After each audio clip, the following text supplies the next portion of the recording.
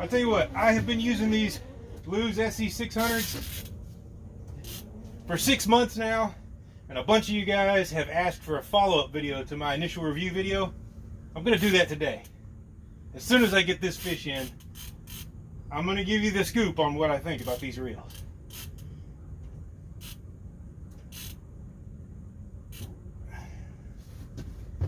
Awesome.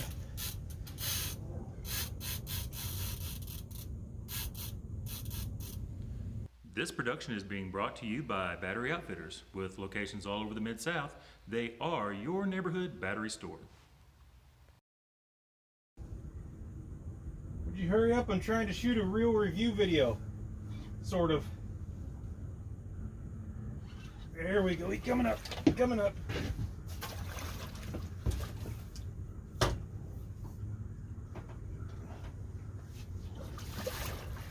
There we go. Woo! Yes. That was a good time.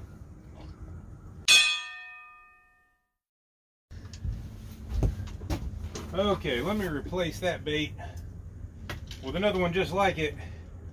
As it turns out, that was a skipjack head, and we'll send another skipjack head out there. This time with 16 ounces, because there is a little bit more current on that side of the boat where I want to put this.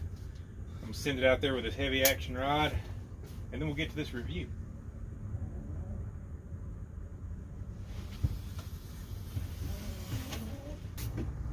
So yeah, like I mentioned in the intro,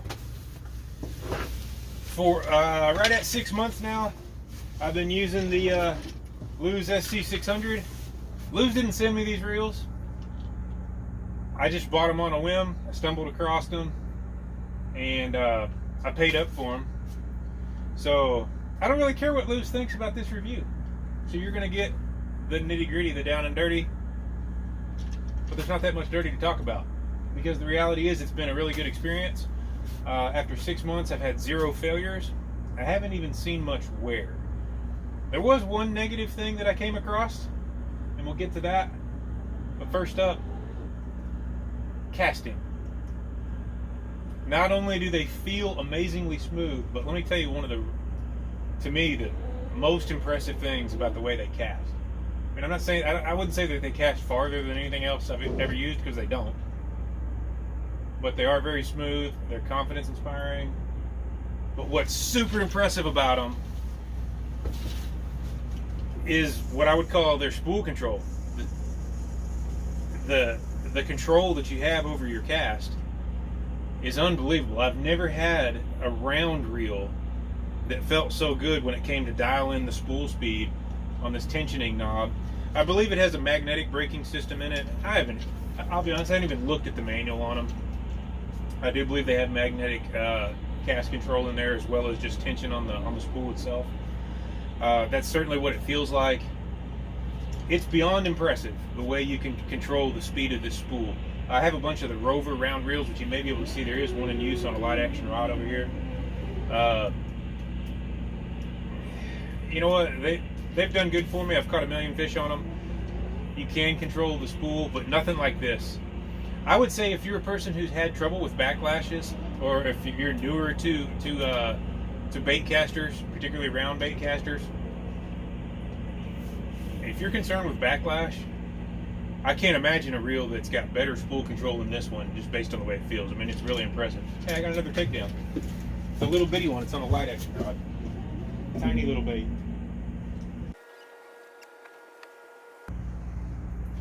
Yeah, little sturgeon. I don't know much about sturgeon.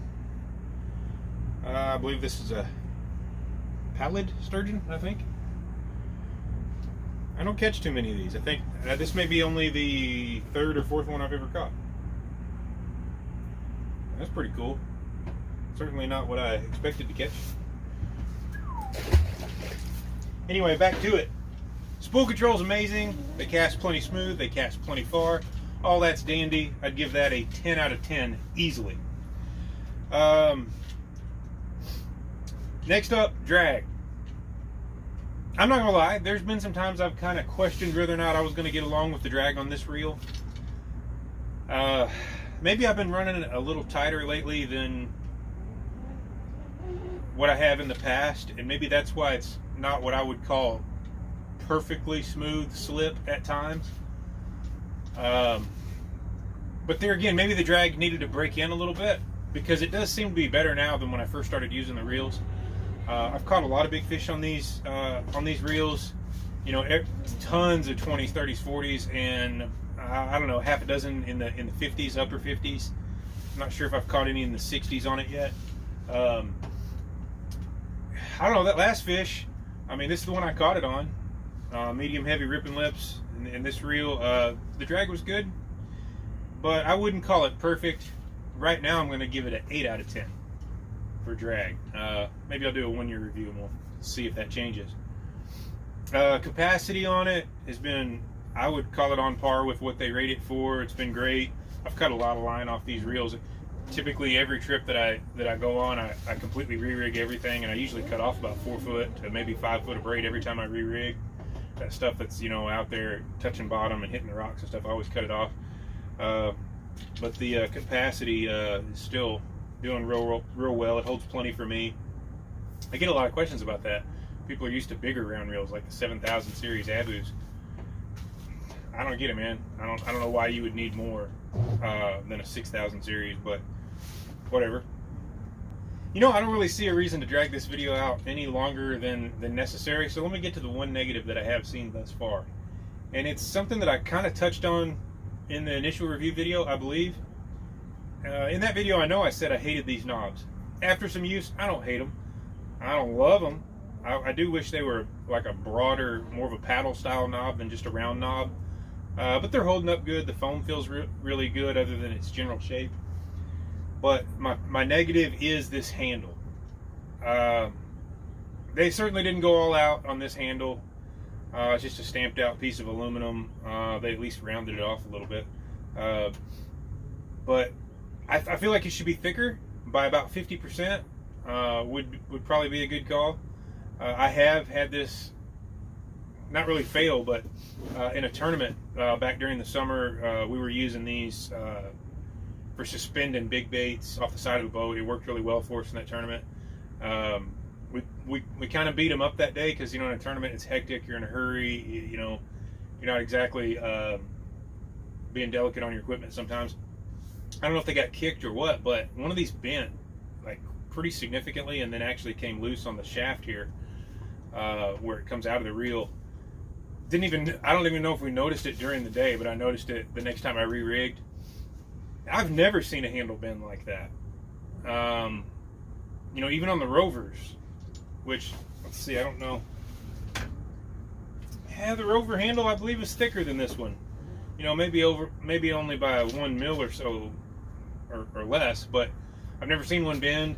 I've certainly not been nice to those. I've certainly you know, used the heck out of them.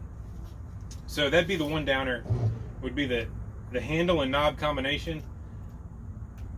Honestly, I'd rate it like a 5. 6 at best. You know, so if I was giving it an overall durability rating, that would take it down some.